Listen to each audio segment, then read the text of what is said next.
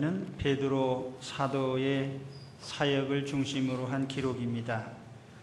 사울의 회심에 대한 부분을 잠깐 언급을 했다가 이제 다시 베드로 사도의 동정을 기록하고 있습니다. 이때 베드로 사도는 유대 지역을 순방을 하고 있었습니다. 오늘 말씀해 보니까 때에 베드로가 사방으로 두루 행하다가 루따에 사는 성도들에게도 내려갔더니, 오늘 본문부터 해서 보면은 루따나 요빠, 가이사라 지역을 베드로 사도가 순방하는 모습을 기록하고 있는데, 이 지역은 갈릴리 유대 땅을 크게 구분했을 때 당시의 행정적인 구역으로 보면은 대략 유대 지역에 속하는 지역입니다. 본문에 보면은 루따에서 일어난 사건인데, 이 루따라고 하는 지역은 성경에서 보면 요빠 동남쪽으로 대략 한 16km 떨어진 지점에 있는 지역의 이름입니다. 그럼 요빠는 또 어디에 있느냐? 요빠는 요즘에는 야포라고 이렇게 부르는데, 텔아비브라고 하는 유명한 도시가 있습니다. 그 텔아비브에 이 요빠항이 있고, 거기에서부터 대략 한 16km 떨어진 지점이니까, 우리로 말하면은 저 인천에서 한 부천 지역쯤 되나요? 그렇게 된 거리에 있는 곳입니다. 이 루따라는 도시는 헬라적인 분위기의 그런 도시입니다. 이 당시에 보면은 이 루따를 헬라 사람들은 디오스폴리스라고 했고, 거기 주피터의 신전이 있었기 때문에 아마 이교적인 그런 분위기가 있었을 것입니다. 그리고 혈통적으로 보면은 절반의 유대인이라고 할 수 있죠. 사마리아 사람들이 정통 유태인들이 볼 때는 피가 흐려진 사람이라고 하는데, 아마 이 루따 지역도 그런 정도로 볼 수가 있습니다. 그런데 오늘 말씀에 보면은 루따에 사는 성도들에게 내려갔다 그러면서 이 성도라는 말을 사용하고 있습니다. 사도행전에서 이 성도라는 말이 등장하는데, 거룩한 자들, 구약적인 표현으로 하면은 카도시, 구약의 거룩한 자는 하나님의 백성을 가리키는 칭호입니다. 그런데 신약에서 이 성도라는 칭호를 사용을 하고 있고, 이것을 특별히 루따에 있는 사람들에게 이렇게 사용한 것을 보면은, 이 지역이 정통파 유태인에게는 혈통적으로 불결하게 보였을지 모르지만, 예수 믿고 거듭난 사람들은 이방인이라도 거룩한 자들이라는 이런 의미가 여기에 담겨져 있습니다. 이 루따에 언제부터 예수 믿는 사람들이 여기 있었을까? 두 가지 추측을 합니다. 하나는 예루살렘에 박해가 일어나서 거기 있는 사람들이 사방으로 흩어지면서 루따로 이주해 왔을 것이다 하는 것이고, 또 하나는 빌립 집사님이 이곳에서 전도를 할 것이다, 이런 추측을 합니다. 왜 그러냐면은 사도행전 8장 40절에 보면은 빌립은 아소도에 나타나 여러 성을 지나다니며 복음을 전하고 가이사라에 이르니라 하는 말씀이 있어요. 빌립이 사마리아 전도를 하고 이디오피아 내시에게 전도를 하고 성령님의 인도를 받아서 아스돗이라고 하는 것으로 이끌려가는데, 아스돗은 아소도는 구약의 아스돗입니다. 블레셋 사람이 사는 지역인데, 여기서부터 해변을 따라서 쭉 올라가면서 루따, 요빠, 또 가이사라에 이르는 지역에 빌립이 복음을 전했고, 그래서 성도들이 많이 생기고 교회들이 생긴 것으로 생각합니다. 사도행전 1장 8절에 보면은 예루살렘에서부터 온 유대와 사마리아와 땅끝까지 복음이 전파된다고 했는데, 바로 그런 하나님의 계획대로 사마리아와 이 유대 지역이 지금 복음이 전파되고 있고, 거기에 주도적인 역할을 베드로 사도가 지금 앞장서서 하고 있는 것입니다. 자, 오늘은 이 애니아를 고친 사건이 중심입니다. 애니아라는 인물이 여기에 중심 인물인데요. 애니아 그러면 우리가 어감상 이 여자 이름처럼 이렇게 느껴지는데 사실은 남자입니다. 헬라식으로 발음하면은 아이네아.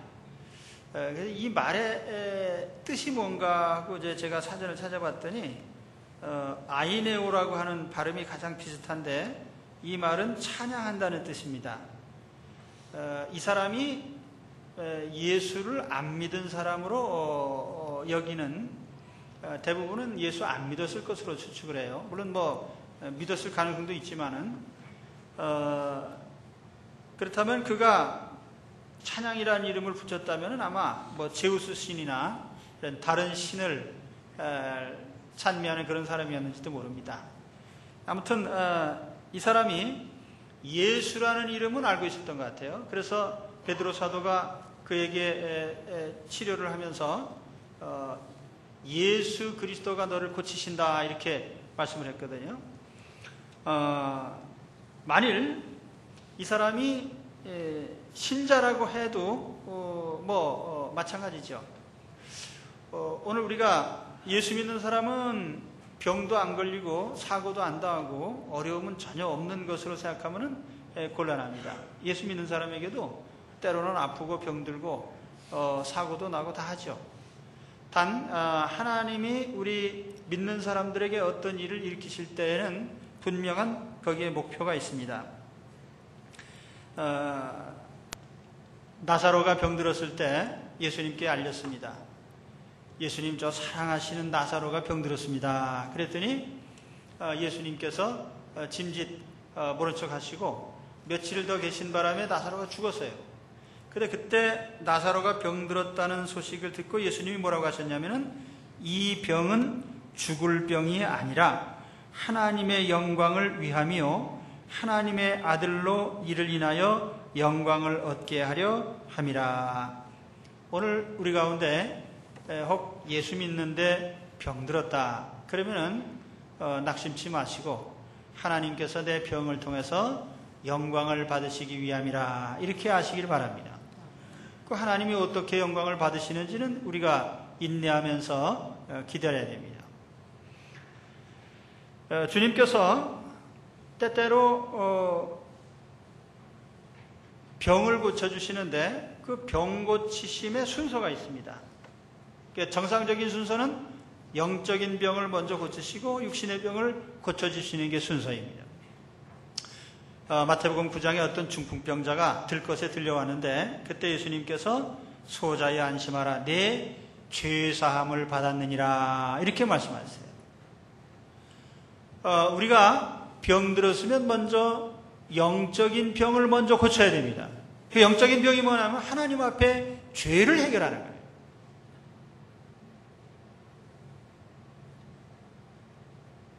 우리가 육신이 아무리 건강해도 영적으로 병들면 소용없습니다. 영적으로는 죽은 사람인데 육신적으로만 살려놓으면 뭐하겠어요? 그래서 주님께서는 환자들이 올 때 영혼과 육신을 같이 치료해 주셨습니다. 오늘 만일 병들었는데 육신의 병의 치료를 원하신다면 먼저 내 마음의 병인 죄를 해결하시기 바랍니다. 죄가 어떻게 해결됩니까? 우리 주 예수 그리스도 앞에 죄를 자복하고 주님의 십자가의 속죄를 의지해야 됩니다. 십자가의 보혈을 의지하고 주여 내가 주님을 의지하오니 내 죄를 씻어 주옵소서. 혹 하나님을 인정하지 않고 산 분들이라면 하나님 앞에 회개하시기 바랍니다. 하나님, 나는 지금까지 하나님을 인정하지 않았습니다. 나는 하나님을 섬기지 않았습니다. 하나님의 말씀대로 살지 않았습니다. 하나님, 내 죄를 용서하여 주옵소서. 내가 주님을 의지합니다. 내가 아무 공로는 없지만 주님이 내 죄를 씻으신 걸 믿사오니 주여 내 죄를 대신하여 죽으신 걸 믿습니다. 마음에 회개하시고 죄의 문제를 해결하시기를 축원합니다. 때때로 주님께서 육신의 병을 먼저 고쳐주신 경우도 있어요. 누가복음 17장에 보면은 10명의 나병 환자들이 예수님을 찾아왔습니다. 예수님이 저 사마리아 갈릴리 지역을 이렇게 지나가시는데 나병 환자들이 10명이 쫓아와서 가까이는 올 수가 없으니까 멀찍이 서서 소리를 칩니다. 예수 선생님이여, 우리를 불쌍히 여겨주옵소서. 그 예수 선생님이여라고 했는데, 제가 그 선생님이라는 말을 헬라어 성경에 찾아보니까 그 에피스타테스, 이 말은 선생이라는 뜻이 아닙니다. 감독님이라는 뜻이에요. 감독님, 우리를 관할하시는 감독자시여, 우리를 고쳐. 그러니까 이 10명의 나병 환자는 예수님이 메시아인지 또는 하나님의 아들이 전혀 모르는 거죠. 병 고치는 분으로 아는 겁니다. 그래서 내 병만 고쳐주옵소서, 그렇게 이제 외쳤는데 예수님이 그들에게 말씀하셨어요. 너희가 가서 제사장에게 너희 몸을 보여라. 그랬더니 이들이 아무튼 제사장에 가서 몸을 보이라고 하니까 혹시 제사장이 의상가 그러고 이제 갔는지 어쩐지 가는 길에 보니까 병이 나왔어요. 근데 그 중에 한 명만 예수님께 돌아왔습니다. 이 사람이 왜 돌아왔겠어요? 병 고쳐졌네, 기분 좋네, 그러고 돌아간 게 아니고, 그때 이 사람이 생각한 게 뭐냐면, 내게 이 말씀하신 예수님은 누구실까? 그분은 보통 분이 아니구나. 그분의 말씀대로 했더니 내 병이 고쳐졌어요. 예수님은 과연 신성을 지니신 하나님이시구나. 그는 예수님이 하나님의 아들이시고 구주이신 것을 확인하고 믿기 위해서 돌아온 것입니다. 그때 예수님께서 말씀하셨어요. 10명이 고침받았는데 왜 너 하나만 돌아왔냐? 내 믿음이 너를 구원하였다. 이때 구원은 뭡니까? 육신의 치료가 아니에요. 하나님의 자녀가 되는 영적인 치료를 말하는 것입니다. 오늘 우리가 육신의 치료만 받아서는 안 돼요. 육신의 치료만 먼저 받고 영적인 치료를 받지 못하고 돌아간다면 그것은 오히려 치료받지 않은 것이나 다를 것도 없습니다. 오늘 주 안에서 치료를 받으시되 영혼과 육신이 온전하게 치료받으시기를 축원합니다. 오늘 말씀에서 중요한 귀절은 34절입니다. 이 말씀에는 세 가지 중요한 메시지가 들어있습니다. 애니아야, 예수 그리스도께서 너를 낫게 하시니 일어나 내 자리를 정돈하라. 첫째로 치료하시는 분은 예수님이다. 이 부분이 강조되어 있습니다. 베드로가 내가 너를 치료한다, 그게 아닙니다. 치료하시는 분은 예수님이시다. 예수님이 너를 고치신다. 오늘 혹 목사님이 안수를 한다든지 신유의 은사를 가진 권사님이 기도를 해준다든지 그렇다고 해서 그 사람이 고치는 건 아니에요. 고치시는 분은 주님이십니다. 예수님이 고치십니다. 예수님께 대한 믿음이 필요합니다. 오늘 예수님께서 우리의 병을 고쳐주심을 믿으시기 바랍니다. 둘째 부분은 주님의 치료에 대한 베드로의 확신입니다. 베드로 사도는 주님이 너를 치료하신다. 애니아야, 주님이 너를 치료하신다.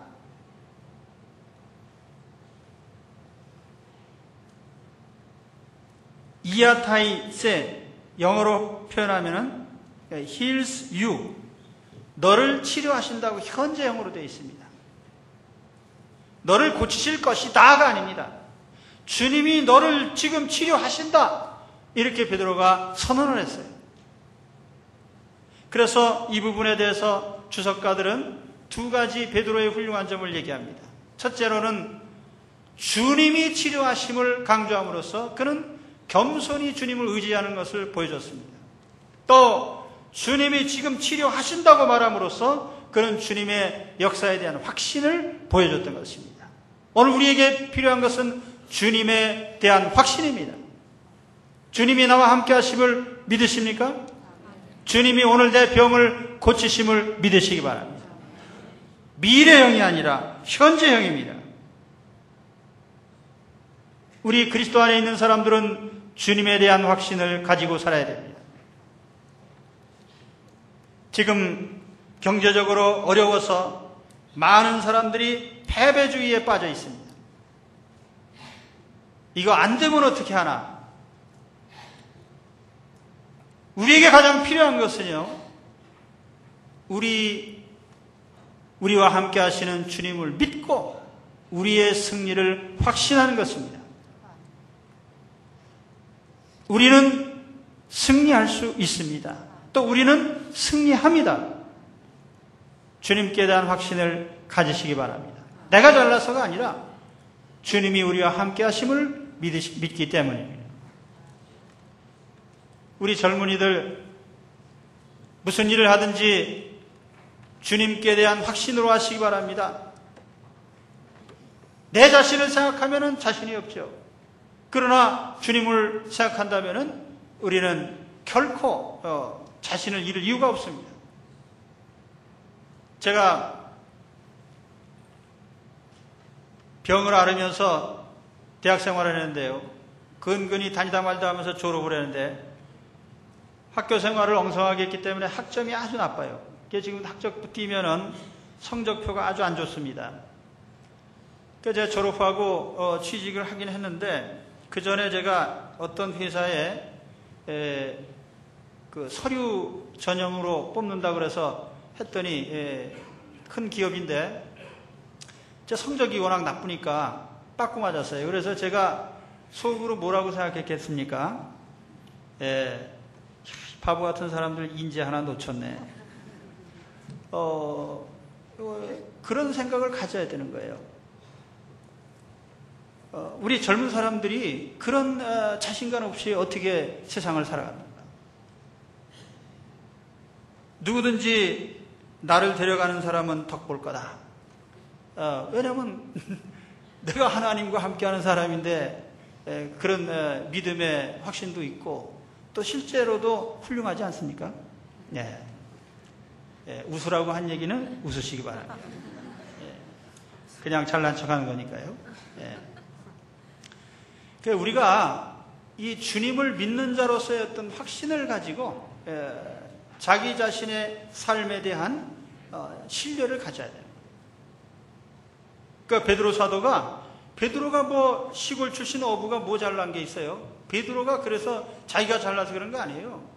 예수님이니까 치료하신다 이 말이에요.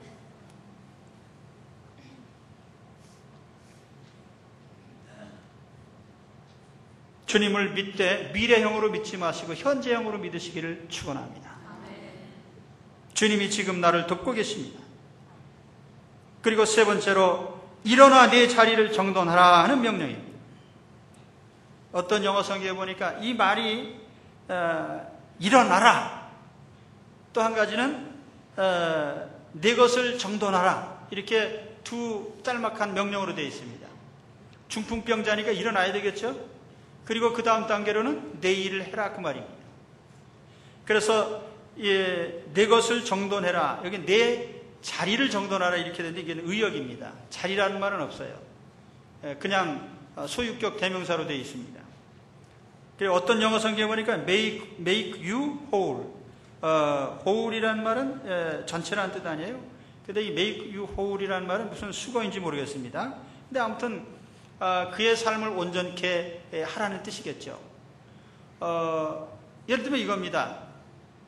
8년 동안 중풍병을 앓아 누워 있었습니다. 8년이면 상당히 긴 기간이죠. 중풍병이 잘 낫지 않는 병이에요. 그리고 또 치료도 잘 안 되고 또 불편합니다. 많은 사람에게 신세를 져야 되고요. 심한 경우에는 식사도 자기 손으로 못하고 또 화장실도 제 힘으로 못 다니고 이런 경우도 있습니다. 근데 8년간을 그랬어요. 그러니까 얼마나 다른 사람들을 의지하고 신세를 졌겠습니까? 그래서 주님께서 이제 내가 중풍병에서 일어날 뿐 아니라 네가 할 수 있는 일을 하라 그 말입니다. 네가 할 수 있는 일을 해라. 직업적인 일도 다시 해야 되고, 가족을 돌보는 일도 다시 해야 되고, 이웃을 위해서 하는 일도 다시 해야 되고, 그래서 그의 인생이 온전하게 다시 복구되라는 말입니다. 오늘 여러분 단순히 병치료만이 아니라 모든 인생이 회복되는 이런 은혜를 입으시기를 축원합니다. 베드로 사도가 명령할 때 애니야는 즉시 일어났어요. 여기에 곧 일어나니 그랬습니다. 즉시 일어났다는 뜻이에요. 지체하지 않았습니다. 오늘 바로 이 자리에서 우리 주 예수님의 이름으로 이와 같은 치료의 역사가 나타나시기를 우리 주의 이름으로 축원합니다. 애니야야 일어나라. 오늘 우리를 주님이 일으켜 주실 줄로 믿습니다.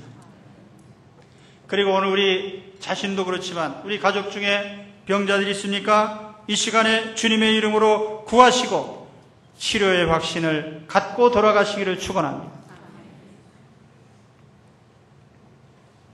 마지막으로 말씀드릴 것은 애니야의 치료가 한 사람의 치료로 끝나지 않았습니다.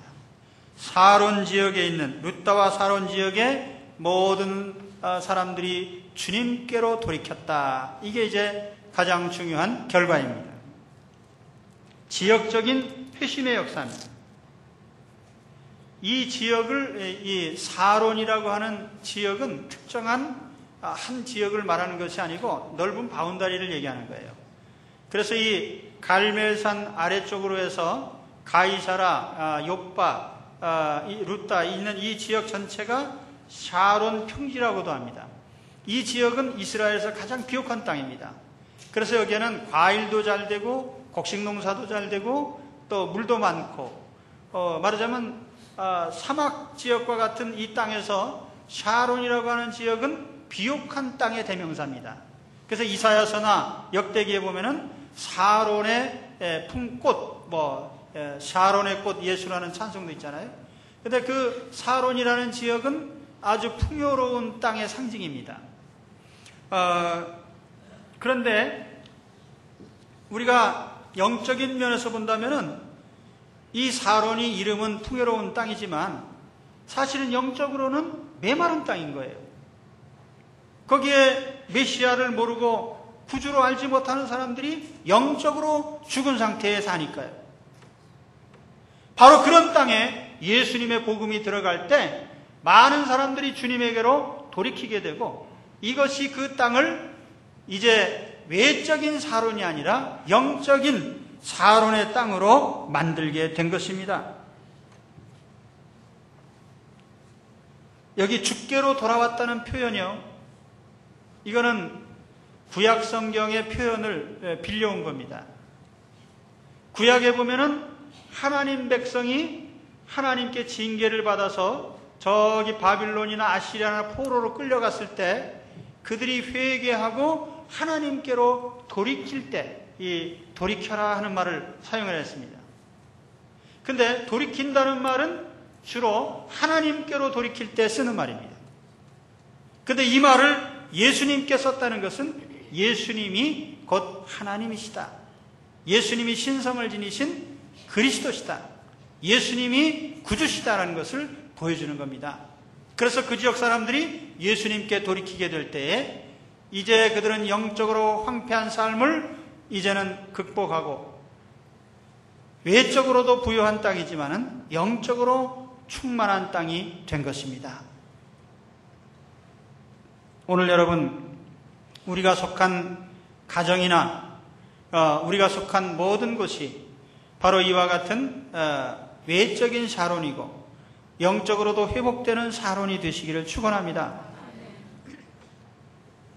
가끔 지나가다 보면 아파트 이름이 쭉 있는데 이름이 참 요즘엔 전부 영어로 돼 있어가지고 그 왜 저렇게 영어로 했냐 그랬더니 나이 드신 분들이 못 찾게 그렇게 만들었다. 이런 고약한 데가 있어요. 근데 보니까 요즘 잘 붙이는 이름이 뭐냐면 팰리스. 팰리스가 뭐예요? 궁전이라는 뜻 아니에요? 또 캐슬, 이 중세 성에 외딴 성에 혼자 떵떵거리며 살던 성주같이, 그래서 아파트 이름도 캐슬. 또 뭐 10평짜리도 빌라예요. 빌라, 별장. 변변찮은 집이지만 이름이라도 별장으로 붙이자.